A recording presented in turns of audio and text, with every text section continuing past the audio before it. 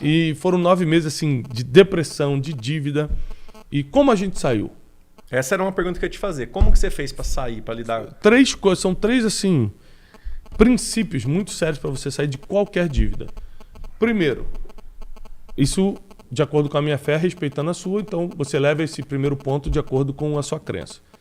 Faça um trato com Deus. Eu fiz. Eu falei, olha, eu não tenho como sair disso aqui. Eu não tinha ideia, não tinha dinheiro, não tinha amigo, não tinha nada. Então eu falei, Deus, eu faço um trato contigo. Se você me tirar dessa situação, eu vou usar o dom que eu tenho de pregar para pregar todo dia em algum lugar. Nem que seja ligar uma live, mas eu vou fazer. E aí eu sei que eu tive uma ajuda divina. Não tenho dúvida nenhuma disso. Segundo, eu enfrentei a dívida. Não mudei o telefone, não mudei o endereço e atendia tremendo, porque como qualquer ser humano eu ficava com muito medo, as pessoas ligavam xingando, ameaçando, mas eu nunca deixei de atender uma ligação. Ligava o cara, eu sabia que era para cobrar, alô, você é um desgraçado, eu vou mandar te matar. Eu falei, cara, eu sei que você está nervoso, eu moro no mesmo endereço, esse é meu telefone, sempre vai ser, eu não posso te pagar. Eu quebrei. Agora, se você tiver paciência, daqui a 3 meses eu consigo sentar contigo e negociar. Eu fui assim com todo mundo, mas muita pressão. Então o que você fez foi renegociar com os Renegociei com credores, todo mundo, né? aguentando a pressão emocional. Eu não mentir. É muito importante você atender o telefone e não mentir. Porque o cara do outro lado não é bobo. Aí você fala, não, rapaz, semana que vem eu já consigo. Não mente se você não consegue. Eu falo, cara, eu não consigo. Mas olha só, daqui a 3 meses eu já consigo ter um panorama de como está a minha situação. Eu sento contigo e renegocio. Eu tive algumas dívidas que foram perdoadas. Ótimo. Porque algumas dívidas eu procurei antes do cara me procurar. Quando eu já percebi que eu estava quebrado, eu já sabia que eu te devia 100 mil, eu já te procurava. Eu falei, não, cara, eu tô com um problema, quebrei. Eu não tenho mais nada, cara. Vendi tudo para pagar o mais urgente. Eu sei que eu tô te devendo 100 mil. Como a gente pode fazer? E esses caras que eu procurei, a maioria me perdoou. Falou, cara, faz o seguinte...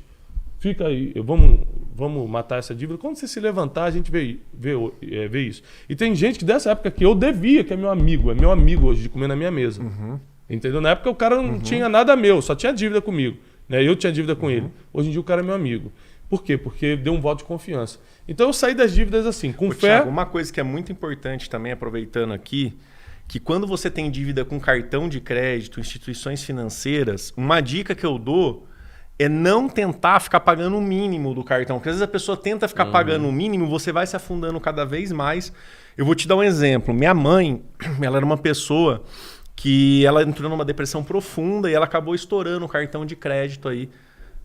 Uma época, e o banco me ligou, né? Falou, sua mãe não pagou. Eu falei, você que deu crédito para ela. Eu não pedi para você dar crédito, eu te avisei que ela não ia ter condição. Eles foram aumentando e ela foi, uma dívida de 10 mil reais virou 60 mil.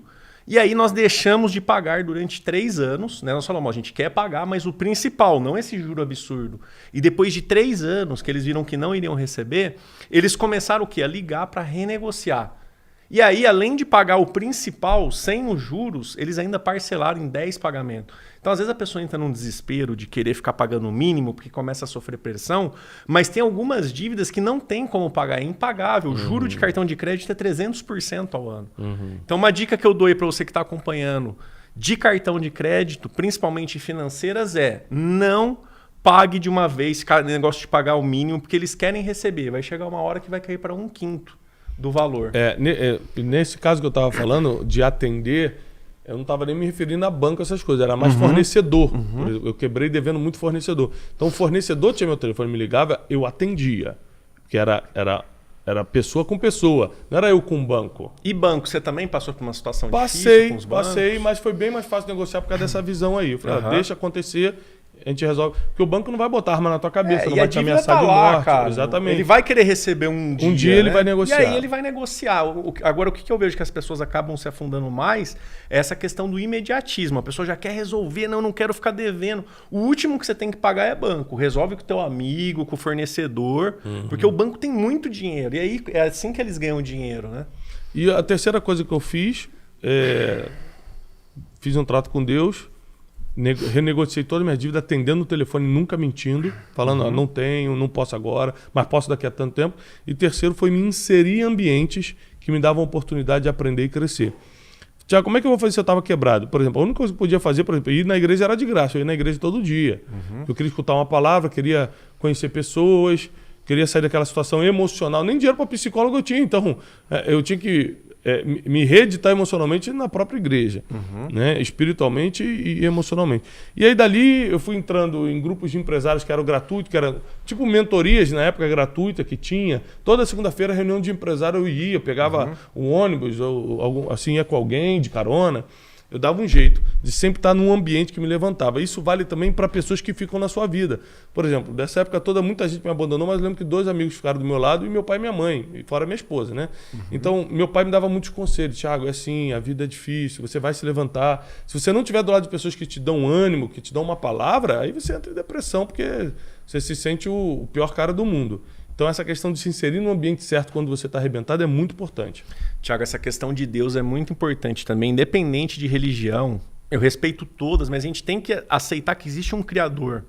E quando você não tem mais por onde, cara, Ele vai te levantar. Eu já passei por momentos difíceis na minha vida, de tomada de decisão. E quando eu estava ali pedindo para Ele, Ele sempre colocava alguém na minha vida, ou uma oportunidade, ou uma pessoa, e as coisas começavam a mudar a direção.